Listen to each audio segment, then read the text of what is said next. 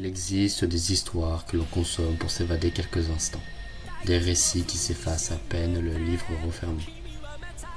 Et puis, il y a ces œuvres rares, presque sacrées, qui ne se contentent pas de vous divertir, elles s'emparent de vous.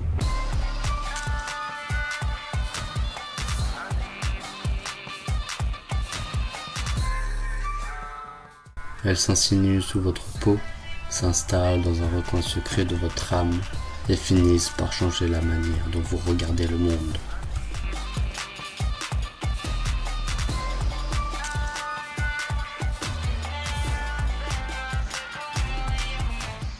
Pour moi, cette œuvre porte un double nom, comme un écho qui résonne depuis l'enfance.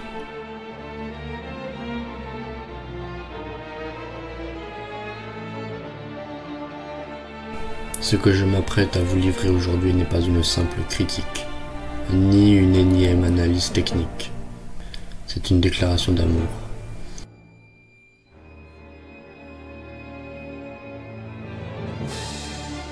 Au départ, l'œuvre nous appâte avec la plus douce des promesses, celle de l'aventure pure.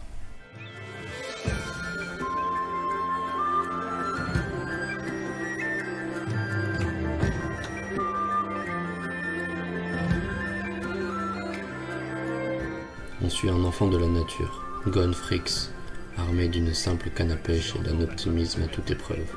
Il est obstiné, ça va faire une semaine qu'il est là-bas. C'est vrai que s'il réussit, tu le laisseras s'inscrire à l'examen Hunter? C'est l'archétype du héros de shonen classique, pense-t-on alors. Un cœur pur, une boussole morale inébranlable, et très vite, ce magnétisme enfantin attire d'autres âmes. Oui, et le grand monsieur en costume sombre au fond? Allez, parlez au micro, je vous en prie.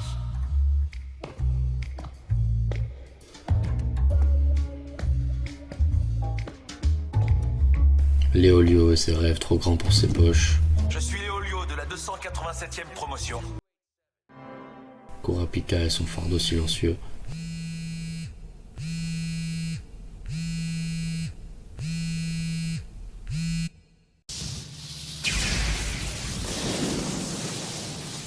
Et surtout Kiro, l'enfant de l'ombre qui trouve en Gon sa première étincelle de lumière.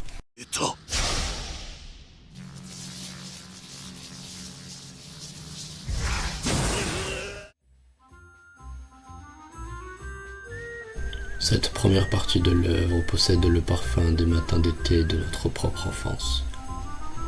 C'est l'excitation de l'inconnu, la camaraderie gravée dans la roche, la certitude que l'amitié peut briser tous les obstacles.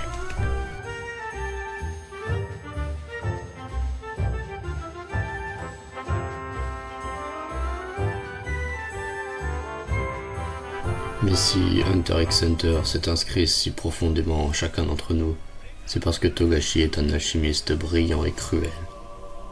Il nous installe dans un confort trompeur, pour mieux nous confronter à la dure réalité. Très vite, on comprend que ce monde n'est pas un terrain de jeu.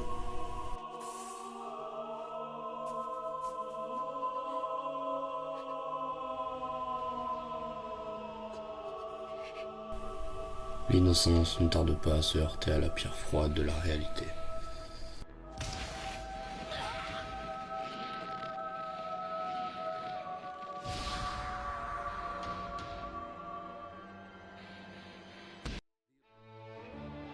Comment parler de mon amour pour cette œuvre sans évoquer son architecture invisible, le Nen. Beaucoup s'accordent à dire qu'il s'agit du système de combat le plus parfait, le plus logique de toute l'histoire du manga. Et pour moi ça l'est. Le Nen est bien plus qu'une mécanique de jeu de rôle, c'est une extension poétique de la psyché humaine.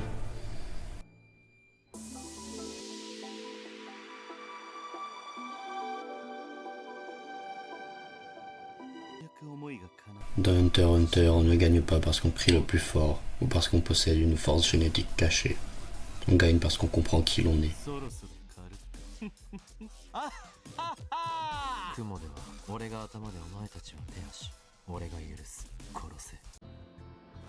Un personnage qui matérialise des chaînes exprime visuellement l'auto-emprisonnement de sa propre vengeance.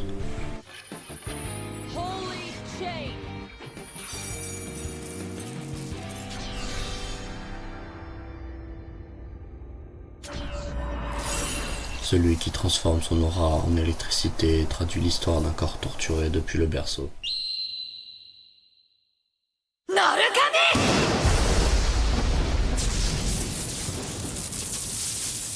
Chaque affrontement devient alors un dialogue philosophique, une partie d'échec psychologique, où la ruse, la préparation et la connaissance de soi surpassent la puissance brute.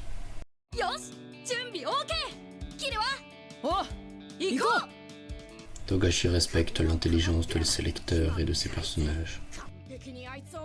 Rien n'est laissé au hasard, et cette rigueur intellectuelle donne une crédibilité immense à cet univers, rendant chaque victoire gratifiante et chaque défaite tragique. Si le nen a posé les bases de ma fascination, c'est l'arc de Yorkshire City qui a transformé mon admiration en une passion dévorante. C'est ici que l'œuvre bascule définitivement dans la tragédie moderne.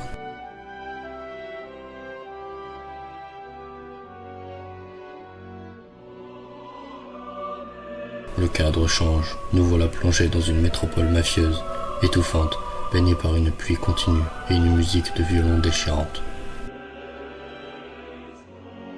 C'est aussi dans cet arc que la brigade fantôme fait son apparition. Et c'est là que le génie de caractérisation de Togashi éclate.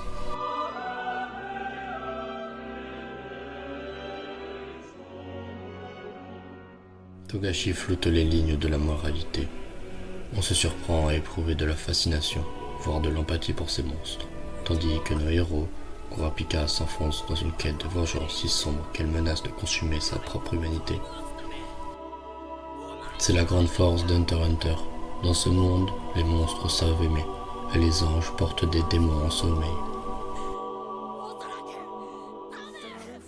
Personne n'est protégé par le statut de gentil. Tout se paie, chaque choix a un coût, et le prix est souvent payé en sang et en larmes.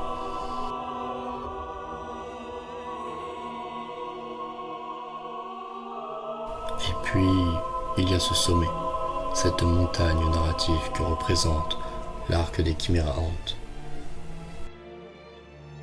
Une fresque qui, à elle seule, justifie que l'on qualifie Hunter x Hunter de chef-d'œuvre de la littérature moderne. Au début, l'intrigue semble classique.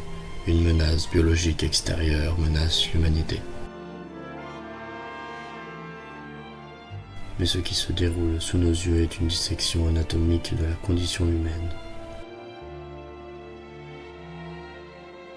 D'un côté, nous avons Meruem, le roi, né pour dominer, conçu pour le prédateur ultime, cruel et implacable. Et de l'autre, Komugi, une jeune fille aveugle, fragile, maladroite, qui n'excelle que dans une seule chose, le jeu du gungi. C'est au-dessus d'un simple plateau de jeu que la poésie de Togashi atteint son paroxysme. C'est l'histoire d'un monstre qui, au contact de la fragilité de l'art, s'éveille à la beauté, à la compassion et apprend pas à pas à devenir humain. C'est une trajectoire ascendante vers la lumière.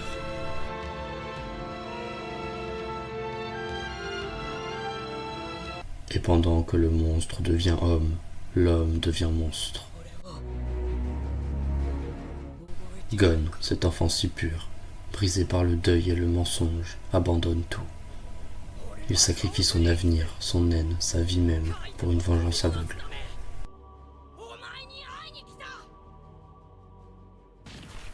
La trajectoire de Gon est une chute vertigineuse dans les abysses de la haine. Ce miroir inversé entre le roi et l'enfant est d'une beauté à couper le souffle. Togashi nous montre que l'humanité n'est pas une espèce, c'est un choix de chaque instant.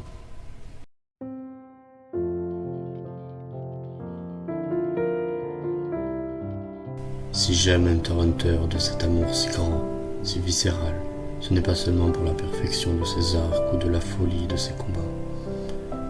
C'est pour la leçon de vie qu'il m'a offerte, gravée dans cette réplique suspendue au sommet du monde, lorsque le père s'adresse au fils. Il est fort possible que ton chemin et le mien se croisent à nouveau. Tu dois apprécier chaque détour.